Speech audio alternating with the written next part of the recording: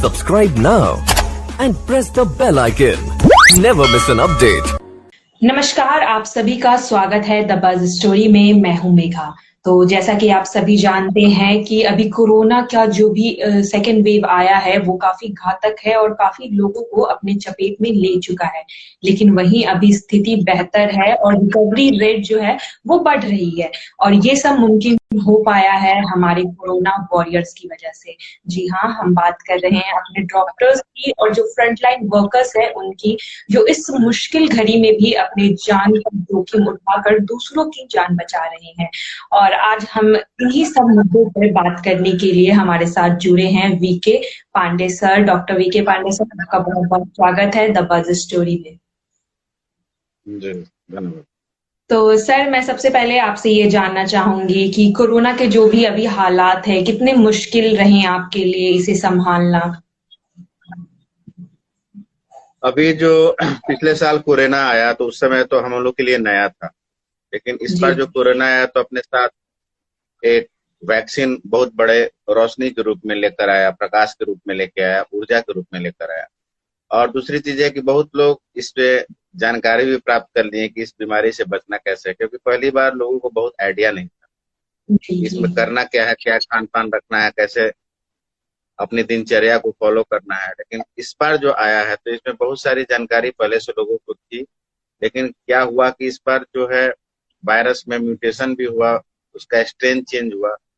तो ये वायरस का लक्षण है कि वायरस अपने वातावरण के हिसाब से कहीं भी उसकी अनुकूल स्थिति मिलती है तो अपने पावर को, अपने स्ट्रेन को, अपने म्यूटेशन को वो बढ़ा लेता है, चेंज कर लेता है, जिसके कारण वो काफी घातक हो जाता है, काफी मारक हो जाता है और काफी तेजी से फैलने की प्रकृति का हो जाता है। तो सर, ये जो पिछले साल जो वायरस आई थी और इस साल आई थी वो ज्यादा स्ट्रांग थी और ऐसे भी बातें चल रही हैं, लोगों सब बीच में चल रही हैं कि अभी जो स्ट्रेन, एक और थर्ड स्ट्रेन आने वाली है इस वायरस की जो बच्चों को काफी असर करेगी। तो ये सब के बारे में कुछ बताइए, थर्ड स्ट्रेन कब आने वाली या आएगी या फिर कंट्रोल में है अभी? नहीं, ये ऐसा नहीं कर सकते कि स्ट्रेन आने वाला है कि मतलब फिक्स है कि ये आएगा ही। कहने का मतलब है कि ये म्यूटेशन जब वायरस का होता है तो कभी भी आ सकता है। पहले क्या था कि क्लोज कांटेक्ट में वायरस स्प्रेड कर रहा था, मतलब 6 फीट, 1 फीट की दूरी, 2 फीट की दूरी में। अभी क्या है कि वायरस जो है स्प्रेडिंग, जो एरोसोल बोलते हैं, वो उसकी प्रकृति जो है, मतलब जैसे आप संक्रमित एरिया में गुजर गए बिना मास्क के भी तो आप वहां से संक्रमित हो जाइएगा। इसलिए आप क्लोज कांटेक्ट में भी हैं तो भी आप मास्क का प्रयोग करें जहाँ पे लोग बहुत ज्यादा आते जाते हैं। बात तीसरी लहर की है तो ये दूसरी लहर अभी आई है, तब ये चल रहा है।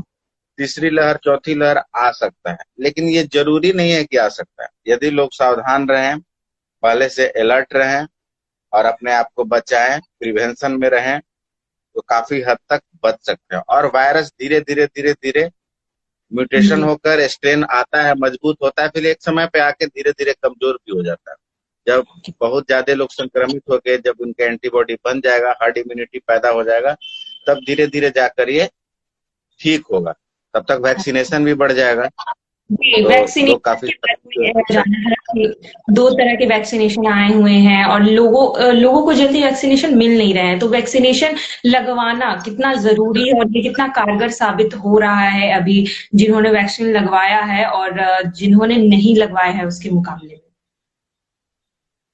देखिए, वैक्सीन जो है, वैक्सीन एक मात्र उपाय नहीं है कोरोना से बचने का। वैक्सीन एक उपाय में आता है।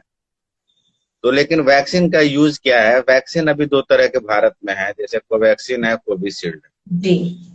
तो ये वैक्सीन का जो वैक्सीन है, एक तरह से समझिए तो हमारे लिए हेलमेट का काम करता है, गाड़ी में सीट बेल्ट का काम करता है। एक्सीडेंट होगा लेकिन आपको काफी हद तक बचाएगा। और वैक्सीन एक वायरस का ही छोटा सा डेड हो या उसके कम आवर को मृत के बनाया जाता है, वो डाला जाता है शरीर में और उसको बताया जाता है बॉडी से उसको कि आप इसके लिए तैयार होइए, आप इसके लिए फाइटर्स तैयार करिए। तो वो क्या करता है? एंटीबॉडी तैयार करता है। एंटीबॉडी तैयार होने में समय लग जाता है और उस दौरान इम्यूनिटी भी कमजोर। एंटीबॉडी तैयार हो जाता है। अब उस तरह का आने वाले समय में वो यदि वायरस से संक्रमित होता है तो अपने आप को बचा सकता है। साथ साथ उसको जी अपनी इम्यूनिटी पर ध्यान देना होगा, अपने खान पान पर ध्यान देना होगा, अपनी दिनचर्या पर ध्यान देना होगा, अपनी ऋतुचर्या पर ध्यान देना होगा। जी, ये तो जी। सर थी कोरोना से लोगों की बात की कोरोना से कैसे बचा जाए या फिर क्या हो रहा है। लेकिन अभी सुनने में हाल में ये भी देखा जा रहा है कि ब्लैक फंगस नाम की एक नई बीमारी सामने आ गई है और काफ़ी केसेस इसके भी बढ़ रहे हैं। अभी एक कोरोना से एक तरफ भारत मार झेल रहा है और अभी एक ब्लैक फंगस आ गया है जिसके बारे में काफ़ी लोगों को पता नहीं है। तो ब्लैक फंगस क्या है इसके बारे में ज़रा हमारे दर्शकों को बताइए सर। जी, ब्लैक फंगस मतलब पिछले साल भी आया था, ऐसा नहीं है कि, और बहुत नया नहीं है।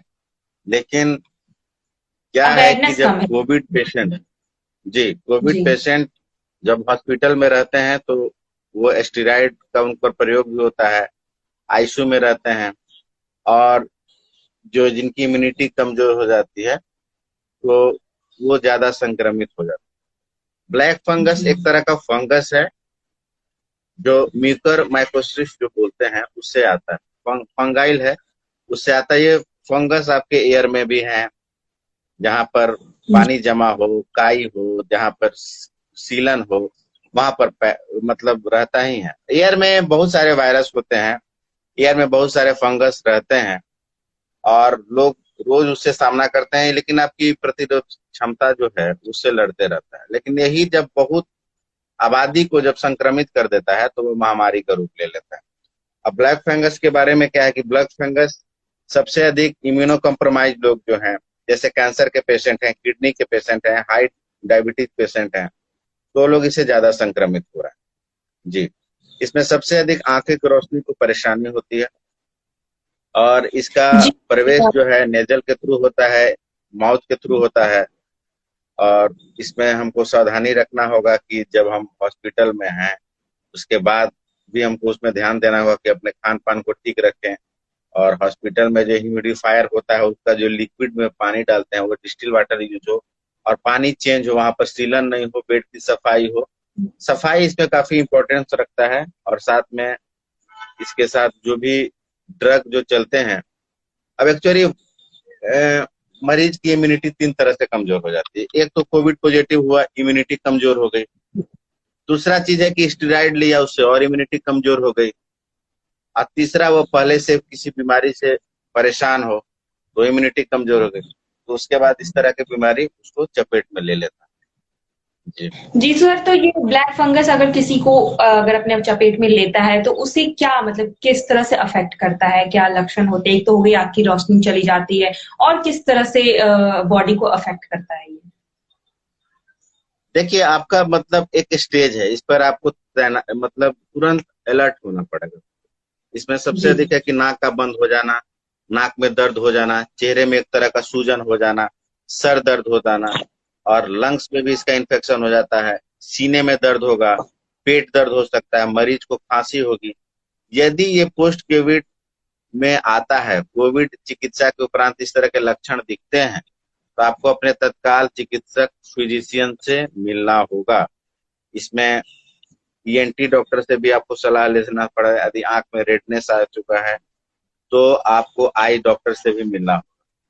इसमें जी। एक्चुअली डायरेक्टली स्टेरॉइड और डायबिटिक मरीज का संबंध, ये जरूरी नहीं है कि ब्लैक फंगस के मरीज वो कोविड पेशेंट ही हो। हाई शुगर हो, शुगर अनियंत्रित हो, स्टेरॉइड का प्रयोग उन पर हुआ है तो ब्लैक फंगस हो सकता है।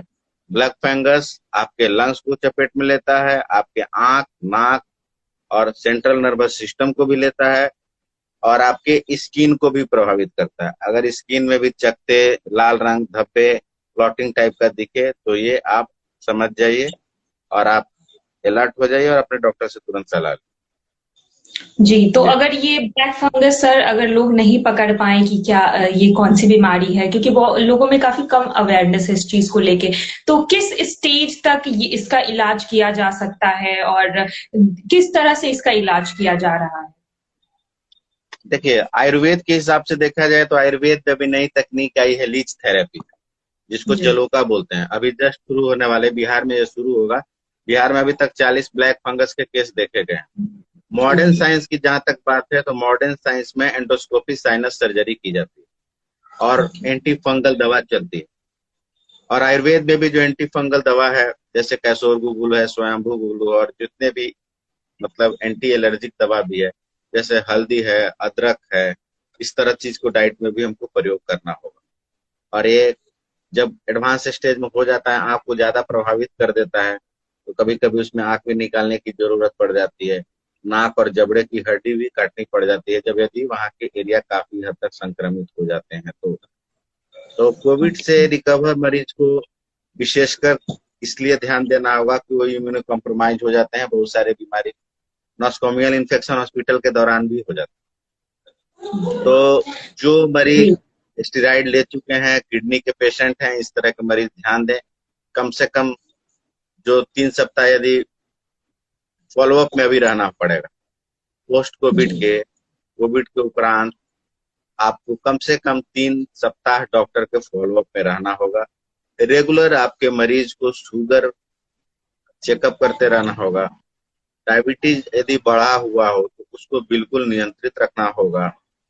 और हॉस्पिटल में एडमिट हैं तो अपने जो ऑक्सीजन लेने के वक्त जो ह्यूमिडिफायर होता है, उसमें आप पानी साफ यूज करें, नाक की थोड़ी सफाई भी करते रहें। कोई भी दवा यदि आप लेते हैं, एंटी फंगल हो, स्टेरॉइड हो, तो चिकित्सक के परामर्श के अनुसार ही लें कि वो कितने दिनों तक लेना है। चोट या घाव कहीं पर हो जाए तो उसको बारीकी से ध्यान देना है। धूल मिट्टी के संपर्क से बचना है। मास्क का प्रयोग पोस्ट कोविड के बाद भी करना है। घर में काम करते समय भी नाक, मुंह, हाथ की सफाई करते रहें। पर्सनल हाइजीन पर इस पर विशेष ध्यान रखना होगा। जी। जी। जी सर, तो जैसे कोरोना जैसे एक एक से दूसरे में फैलता है, तो क्या ये ब्लैक फंगस भी वैसे ही अगर एक संक्रमित है तो वो दूसरे को भी अपने चपेट में ले सकता है क्या ऐसे? नहीं नहीं नहीं, ब्लैक फंगस में ऐसा नहीं है कि ब्लैक फंगस एक मतलब संक्रमित कर सकता है। ब्लैक फंगस मतलब बहुत कॉमन डिजीज नहीं है, लेकिन इसमें डरने वाली एक यही बात है कि मोर्टेलिटी जो डेथ रेट है इसमें बहुत ज्यादा है। 50% का चांसेस रहता है बचने का। कोविड में क्या है कि 94% के आसपास मरीज ठीक हो जाते हैं, 5 से 6% ही क्रिटिकल कंडीशन में जाते हैं। तो ये संक्रमित नहीं कर सकते क्योंकि इम्यूनो कम्प्रोमाइज है। जिनकी इम्यूनिटी कमजोर है, जो स्टेरॉइड यूज कर रहे हैं, जो डायबिटिक है, जो कैंसर पेशेंट हैं, वही प्रभावित होंगे। ऐसा नहीं है कि जो ब्लैक फंगस के मरीज अब दूसरे को ब्लैक फंगस फैला देंगे, ऐसी बात ओके। लेकिन फिर भी नहीं। इसके केसेस काफी रफ्तार से बढ़ रहे हैं, तो इसको कंट्रोल कैसे किया जाए इस केसेस को कि हाँ अभी मतलब क्योंकि एक अगर इसके डेथ रेट इतने ज्यादा है तो गवर्नमेंट को भी एक्शन लेना होगा इस चीज को लेके, और डॉक्टर्स क्या एक्शन ले रहे हैं कि इसका जो रेट है उसको कम किया जाए, जो ब्लैक फंगस से काफी संक्रमित लोग वो की ऐसे न्यूज आ रही है कि इतने लोग संक्रमित हो रहे हैं। तो क्या आपको लगता है कि अब कोरोना से एक तरफ लड़ना मुश्किल हो रहा है और दूसरी तरफ ये ब्लैक फंगस नाम की बीमारी भी आ गई है, तो इसे किस तरह से कंट्रोल किया जाए ताकि संक्रमण का जो रेट है वो कंट्रोल में रहे और डेथ रेट भी कंट्रोल में रहे? सबसे पहले मैं ये बता देता हूँ कि इससे बचना कैसे। सबसे पहले इसका सोर्स है कि म्यूकर जो माइसिटिस जो है, ये जी। माइकोसिस जो है, एक तो कोरोना के बाद इतना टिपिकल वर्ड आया है कि काफी लोगों को उच्चारण में दिक्कत हो जाती है। जी। तो म्यूकर माइकोसिस जो है, फंगस जो है, फंगाइल, ये एक्चुअली आता है आपके नाक के थ्रू आएगा, मुंह के थ्रू आएगा और स्किन के थ्रू आएगा। स्किन में कब आएगा? कहीं पे ऊंड होगा, कहीं पे इरोजन होगा, कहीं पे घाव होगा। यदि इरोजन का प्रॉब्लम है तो उसकी साफ सफाई करते रहें। मास्क का प्रयोग करेंगे तो आप फंगस को बचा सकते हैं। सबसे पहला है, क्योंकि जो prevention is better than cure. आप बचाव ज्यादा आसानी से कर सकते हैं। बीमार होने पर सेल आपका रिकॉग्नाइज कर लेता है बीमारी को, उसके बाद उससे निकलना मुश्किल है। वो फिर वो जेनेटिक लेवल की बात हो जाती है। तो दीवार, नाक के जो इंटरनल हिस्सा जो होता है, म्यूकस जो साइनस जो बोलते हैं, उसमें टिश्यू में उसके जो फंगाइल हैं वो चिपक जाते हैं। अब चिपक के वहां पे उचित नमी मिलने के कारण वातावरण उसका उस तरह से मिल जाता है, तो वहां पे वो फिर मल्टीप्लाई करते करते करते करते अपना वहां पर वो घर जी बना लेते हैं। धीरे धीरे उस एरिया को संक्रमित करते हैं तो फिर आगे संक्रमित करते जाते हैं। अब रही बात कि ये बहुत ज्यादा ऐसा नहीं है कि मतलब 1 लाख यदि कोविड पेशेंट है तो 50,000 ब्लैक फंगस के मरीज मिल जाएंगे, ऐसा नहीं है। 200, 300, 400 मिलेंगे, लेकिन वही लोग मिलेंगे जिस पे पहले से बीमारी है और जो ज्यादा मतलब कमजोर हैं और जो स्टेरॉइड का प्रयोग करते हैं उनको ये परेशानी होगी। इसलिए जिनका भी ज्यादा हॉस्पिटल में इस तरह का प्रयोग हुआ है तो वो अपना इम्यूनिटी बनाते रहें, अपना पहले से ये करें, योग करें, प्राणायाम करें और आयुर्वेद की औषधि का प्रयोग करें। और पोस्ट कोविड के बाद जो भी लक्षण मैंने बताया उस पर विशेषकर ध्यान दें। जी जी सर, तो मैं एक बार फिर से वैक्सीन पे आना चाहूंगी कि यहाँ पे कई लोगों के मन में ये सवाल आते हैं कि क्योंकि बहुत से लोगों की बॉडी अलग तरह से वैक्सीन को लेकर रिएक्ट करती है, तो बहुत लोग डर के मारे भी वैक्सीन लेने नहीं जा रहे हैं। काफी लोगों को भरोसा नहीं हो रहा है वैक्सीन पे और काफी केसेस भी आ रहे हैं जहां लोगों को बुखार हो जा रहा है, लेकिन ये आम से लक्षण है, लेकिन फिर भी लोग डर रहे हैं। तो इसके लिए क्या आप कहना चाहेंगे कि वैक्सीन लेना कितना सेफ है और अभी के माहौल में स्पेशली, और लोगों को वैक्सीन लेना चाहिए या नहीं लेना चाहिए, और लेना चाहिए तो कई लोग इस बात को लेकर कंफ्यूज है कि पहला वैक्सीन कौन सा लें, और दोनों वैक्सीन शायद सेम लेने हैं क्योंकि इसके अगर डिफरेंट लिया जाए तो उसमें भी शायद कुछ प्रॉब्लम है। तो इसके बारे में थोड़ा क्लियर कर दीजिए कि क्या है ये पूरा मामला। वैक्सीन का क्या है कि वैक्सीन जो है बीमारी से ही जैसे मतलब जहर से ही जहर को काटा जा सकता है। जी आयरन कट्स आयरन, लोहा लोहा को काटता है। जी जी तो वही है, इस वायरस से ये दवा बनती है और उसको कमजोर करके डेड करके बनाया जाता है आपके शरीर में इंजेक्ट करके, आपके शरीर को पहचानने के लिए कि आप इसको पहचान लीजिए कि अब बाहर से इस तरह का कोई भी चीज आता है तो आप इससे फाइट करिए। और वैक्सीन इसलिए जरूरी है कि वैक्सीन लगने के बाद व्यक्ति दूसरे को संक्रमित भी कम करता है और यदि वो कोविड पॉजिटिव हो जाता है तो काफी हद तक वो मेजर क्रिटिकल कंडीशन में आने से बच सकता है। और इतने सारे जो मतलब हार्ड इम्यूनिटी है वो वैक्सीन से ही पैदा हो सकता है। दूसरा चीज है और डाइट से हो सकता है और योग से हो सकता है। और एक चीज मैं बता दूं कि जो कोरोना महामारी है ये सिर्फ और सिर्फ किसी एक पैथी से नहीं जीता जा सकता। जी सिर्फ हम ये सोच ले कि हम वैक्सीन से जीत लेंगे जंग तो मुश्किल है। हम सिर्फ एलोपैथ से जीत लेंगे, मुश्किल है। सिर्फ हम आयुर्वेद से जीत लेंगे तो भी मुश्किल है। सिर्फ हम योग से जीत लेंगे तो भी मुश्किल है। हमें सबके अच्छाइयों को यूज करना होगा इस दौरान और सबके ताकत को, सबके शक्ति को इस समय पहचान कर हमें यूज करना होगा और इस बीमारी से, महामारी से मुक्त होना होगा। जो भी मरीज हैं, यदि बहुत ज्यादा एलर्जी का मरीज नहीं है तो वो वैक्सीन ले सकते हैं। डायबिटीज के मरीज भी ले सकते हैं, ब्लड प्रेशर के मरीज भी ले सकते हैं। और बहुत ज्यादा मतलब किसी तरह की कोई बीमारी है तो उस डॉक्टर से, एक्सपर्ट से, उसकी कैंसर का अपने कैंसर के डॉक्टर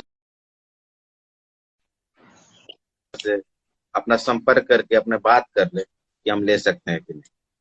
दूसरी चीज है कि वैक्सीन लेने के बाद जो बुखार आता है और जो डेल्टाइड मसल जो बोलते हैं वहां पर पेन होता है इंजेक्शन लेने के बाद, तो वो उसका इफेक्ट है।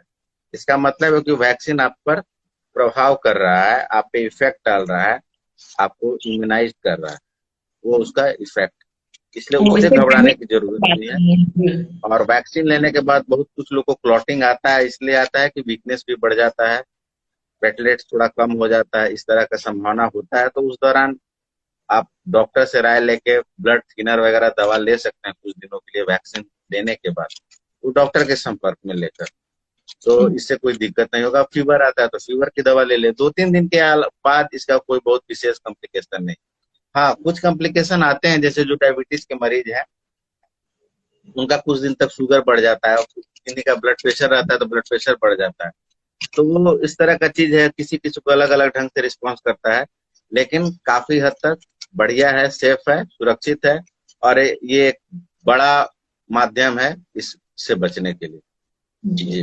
जी। लास्टली सर, मैं आपसे चाहूंगी कि हमारे दर्शक जो हमें देख रहे हैं, बज़ स्टोरी के दर्शक को आप क्या मैसेज देना चाहोगे? कहेंगे यही कि अभी महामारी गया नहीं है और निश्चिंत होने की जरूरत नहीं है 2-4 सालों तक। जी। हमें नॉर्मल सामान्य जिंदगी जीने में समय लगेगा। तो मैं यही बोलना चाहूंगा कि नगरी नगरस्यैव रथस्य रथि यथा स्वशरीर समेधा कृत्नस्य भवति भवेत्। मतलब जिस प्रकार नगरपाल अपने नगर की रक्षा करता है, जिस प्रकार द्वारपाल अपने द्वार की रक्षा करता है, जिस तरह सारथी अपने रथ की रक्षा करता है, उसी तरह बुद्धिमान मनुष्य को अपने शरीर की रक्षा करनी चाहिए, क्योंकि शरीर माध्यम खलु धर्म साधनम। इसी शरीर से आप सभी काम करेंगे, तो शरीर को सुरक्षित रखें, मास्क का प्रयोग करें, सोशल डिस्टेंस प्रयोग करें, भीड़ में रहें तो डबल मास्क का प्रयोग करें, और हाथ प्रक्षालित करते रहें, हाथ की सफाई करते रहें, और आयुर्वेद को अपनाएं। आयुर्वेद की जो इम्यूनिटी बूस्टर दवा है, जैसे अश्वगंधा का चूर्ण, आप इम्यूनिटी बढ़ा सकते हैं। पीपली का चूर्ण प्रयोग करेंगे तो आपको लंग्स की बीमारी नहीं होगी।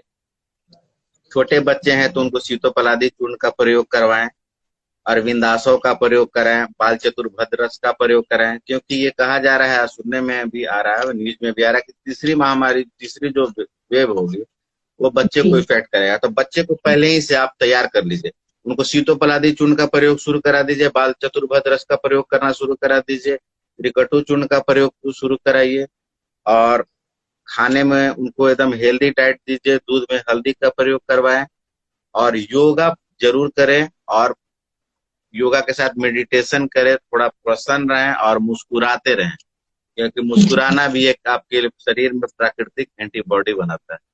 जी, जी जी, धन्यवाद। बहुत बहुत शुक्रिया हमसे जुड़ने के लिए और हमारे दर्शकों को इतनी महत्वपूर्ण सूचना देने के लिए, और आशा करती हूँ कि आप लोग आज के इस इंटरव्यू से सीखे होंगे और आपको जानकारी मिली होंगी, क्योंकि हम लोगों ने आज बहुत से मुद्दों पे बात की, जैसे कि वीके पांडे सर ने हमें बताया कि कोरोना से कैसे बचा जा सकता है, वैक्सीन कितनी कारगर है, और ये जो नई बीमारी आ रही है ब्लैक फंगस, उसके बारे में भी विस्तार रूप से इन्होंने बताया। साथ ही आयुर्वेद से कैसे अपनी इम्यूनिटी बढ़ा सकते हैं, कैसे अपनी लहर आने वाली है जो कि बच्चों को इफेक्ट कर सकती है, तो आयुर्वेद के तरीकों को अपना के आप अभी से ही अपने बच्चों को कैसे स्ट्रांग बना सकते हैं और उन्हें इस संक्रमण से बचा सकते हैं। तो आज के लिए बस इतना ही। आगे की खबरों के लिए बने रहिए द बज़ स्टोरी के साथ। धन्यवाद।